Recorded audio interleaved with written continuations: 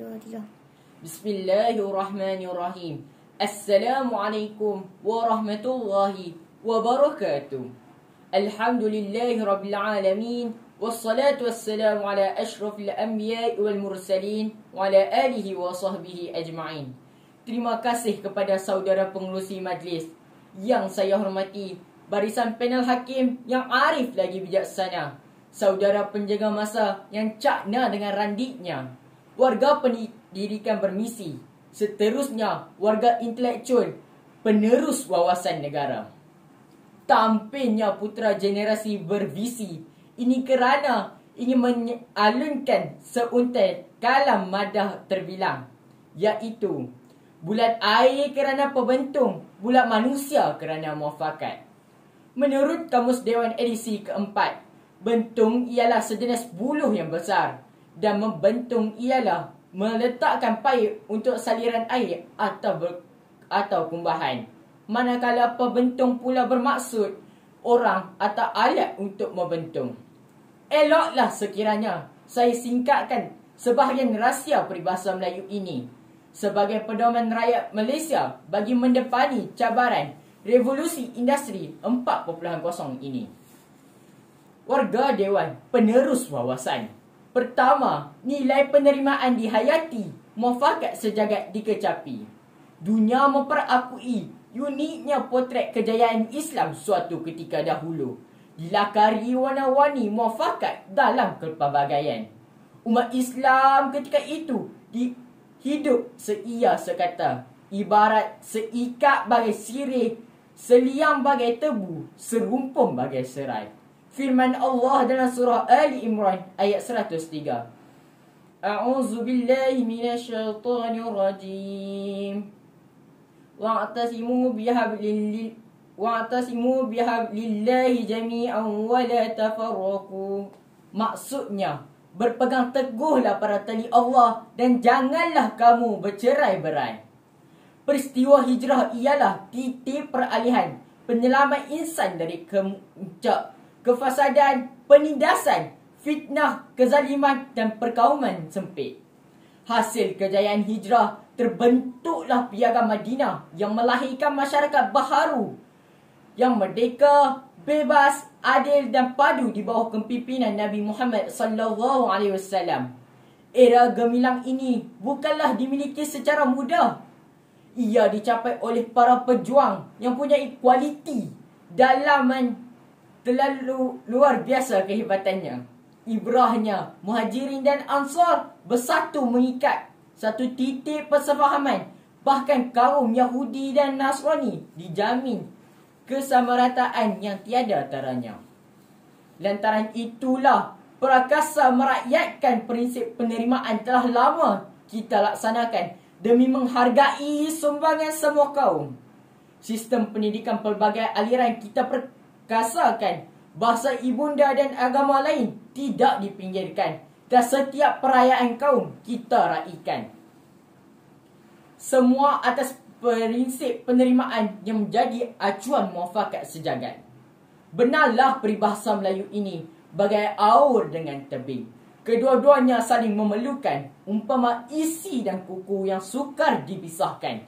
Begitulah tepatnya gambaran negara kita sejak zaman kegemilangan Melayu Melaka hingga kini 62 tahun pasca kemerdekaan. Hadirin dan hadirat sekalian, kedua, nilai kenegaraan disanjung, muafakat rakyat disanjung.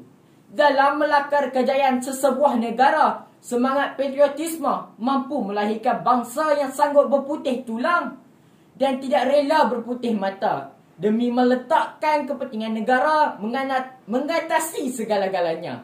Dalam hadis Imam Tirmizi yang diriwayatkan oleh Abdullah ibnu Abbas, Rasulullah SAW bersabda, maksudnya, betapa engkau, yakni kota Mekah, negeri yang terbaik, dan engkau yang amat kucintai, jika kerana bukan kaumku yang mengusir aku daripada bumi engkau, maka sudah tentu aku tidak akan pergi melainkan kekal tinggal di bumi engkau. Masih ingatkah kita akan peristiwa percorobohan Lahad Datu pada tahun 2012 yang lalu?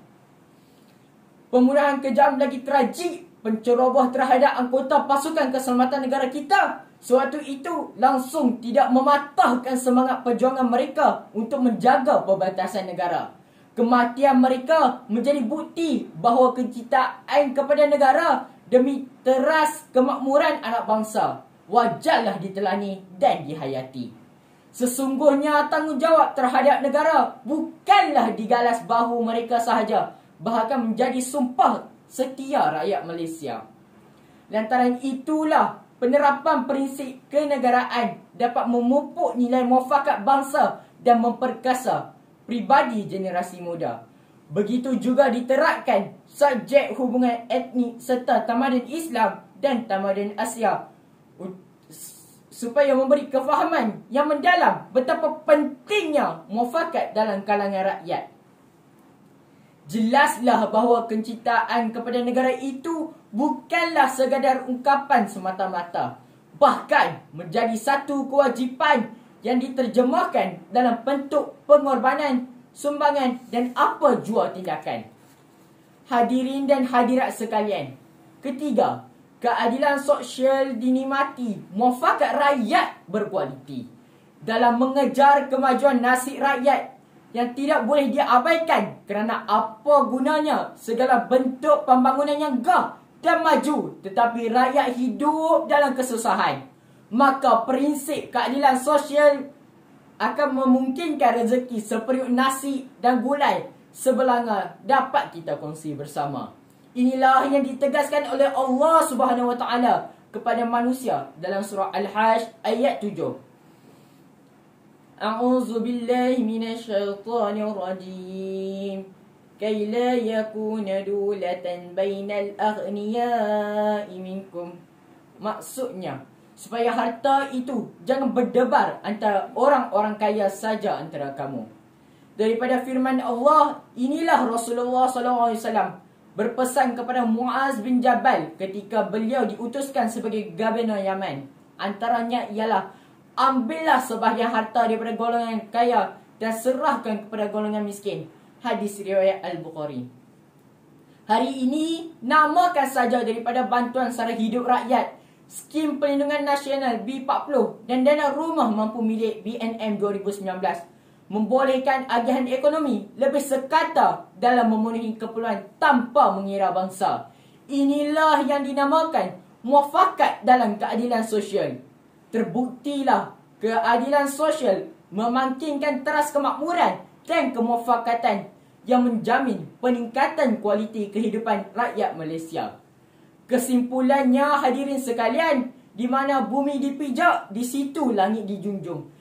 Ayuh kita tunaikan tanggungjawab kepada negara dengan menghayati semula nilai penerimaan kenegaraan, keadilan, sosial dan nilai-nilai murni. Bersama-samalah kita rakyat Malaysia berjuang demi melahirkan bangsa Malaysia yang sentiasa ikhlas bersatu. Perpaduan diibaratkan seberkas lidi yang kukuh apabila diikat kuat sebagaimana perpaduan rakyat Malaysia. Maka di sini benarlah bahawa bulat air kerana pembentung, bulat manusia kerana muafakat. Sekian, terima kasih.